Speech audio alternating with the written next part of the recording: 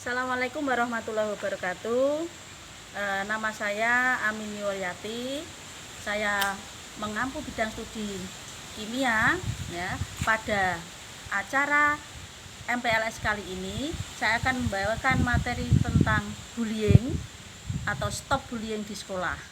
Ya, pada materi nanti kalian akan menyimak bersama-sama bagaimana bullying ya, dan kemudian kita harus menyetopnya. Baik, bila nanti ada pertanyaan, silahkan pertanyaan kalian ketik di kolom komentar dan nanti akan saya jawab ya. Nah, sekarang silahkan kalian mengikuti materi bullying ini dengan seksama. Baik, kita mulai dengan materi bullying ya. Jadi apa sebetulnya bullying itu? Apabila seseorang atau sekelompok orang yang merasa lebih kuat atau lebih berkuasa dengan sengaja menyakiti atau menakut-nakuti orang yang lebih lemah, itu yang dinamakan bullying ya. Nah, kemudian tindakan ini dipersepsikan oleh korban akan terulang lagi dan cenderung sering akan terjadi. Kemudian kata bullying sendiri itu digunakan untuk menjelaskan berbagai pelaku kekerasan yang sengaja dilakukan secara terencana oleh seseorang untuk sekelompok orang yang merasa lebih berkuasa terhadap seseorang ataupun sekelompok orang yang merasa tidak berdaya melawan perlakuan ini. Nah, bentuk-bentuk bullying itu ada secara garis besar, ada direct bullying dan indirect bullying. Nah, direct bullying itu bisa verbal bullying, bisa physical bullying, bisa gesture bullying, dan bisa extortion, dan bisa e-bullying. Verbal bullying itu biasanya dilakukan secara dengan kata-kata ya, secara verbal dengan kata-kata. Kemudian physical bullying itu dilakukan dengan kekerasan fisik ya, dengan memukul misalnya. Nah, sedangkan gesture bullying ya, itu dengan tindakan, dengan perilaku, dengan mimik muka, itu adalah gestur ya. Kemudian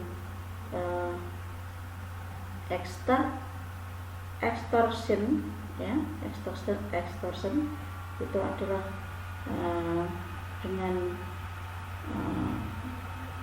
perlakuan yang lebih kasar ya, dengan perlakuan pemukulan ya, semacam itu.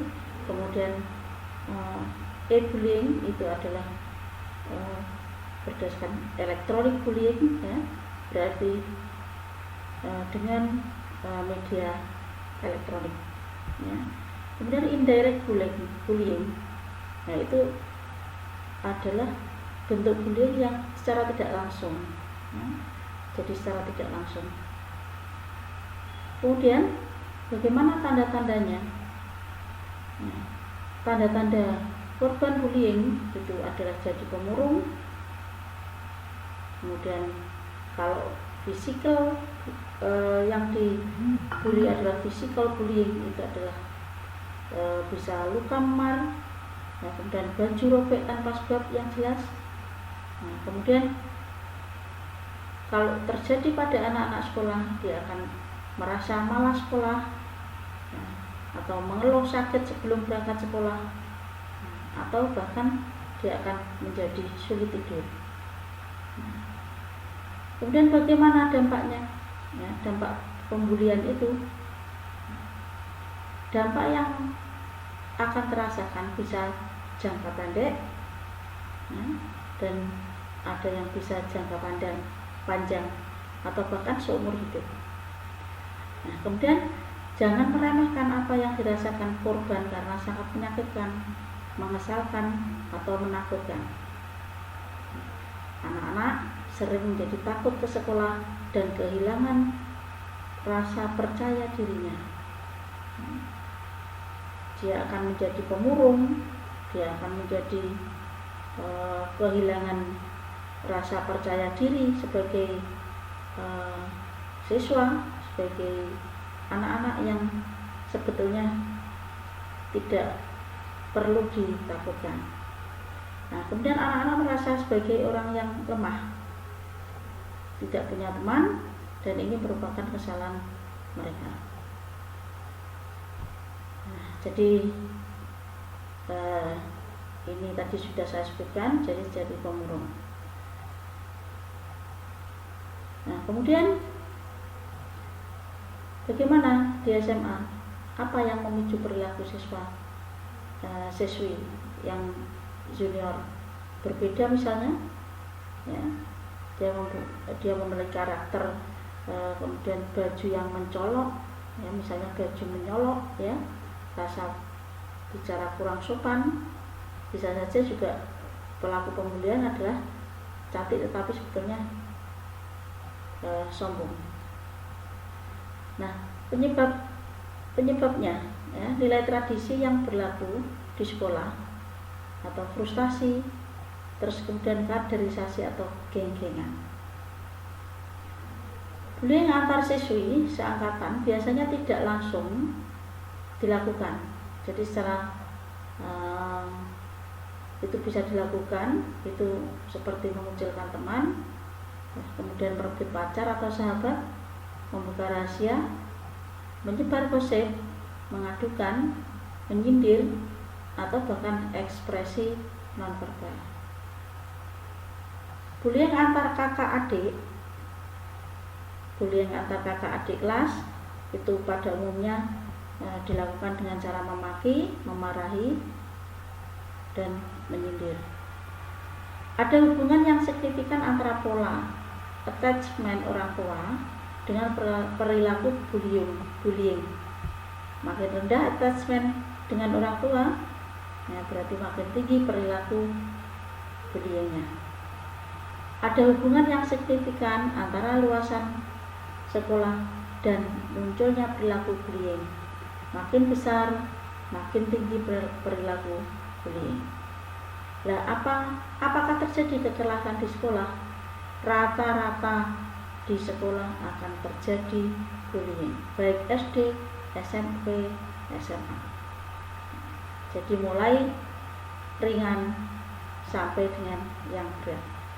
Nah, kekerasan yang terjadi pada guru itu juga seringkali terjadi, itu termasuk tindakan bullying juga, mulai dari yang keras sampai dengan yang sedang.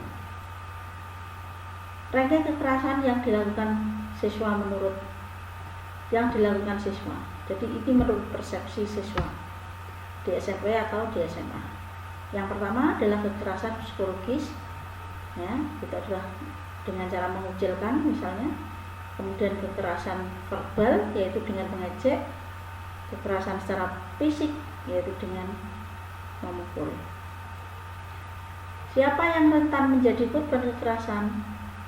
Nah, jadi mereka yang mempunyai kepribadian yang cenderung lemah, tidak percaya diri, atau yang mempunyai kepribadian provokatif. Nah, itu yang sering menjadi korban kekerasan atau bullying. Nah, bagaimana respon guru dan siswa? Pada umumnya respon guru nanti itu akan pelaku segera ditegur, kemudian memanggil pelaku dan korban, ya, kemudian pelaku dikarantina atau dicoba untuk didamaikan. Nah, dari siswa sendiri biasanya guru tidak tahu adanya kejadian. Nah, guru diam saja. Nah, faktor dari siswa, respon siswa, ya, guru menasihati, menegur pelaku, atau guru memberikan hukuman fisik. Jika berat maka orang tua dipanggil. Nah, pemanggilan pelaku dan orang tua korban itu akan mendapat perhatian khusus dan akan membuat perjanjian.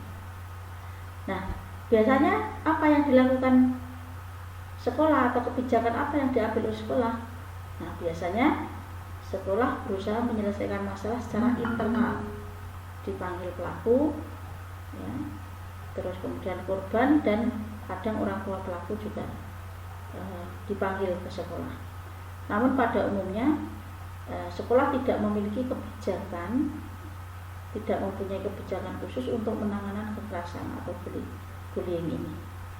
Nah, dari wawancara yang didapatkan data bahwa adanya keterlibatan dari pihak LSM untuk menyelesaikan masalah kekerasan yang dihadapi. Nah, demikian materi bullying yang singkat ini.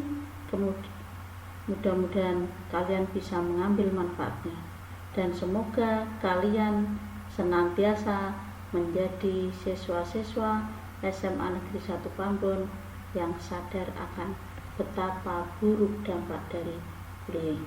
Terima kasih.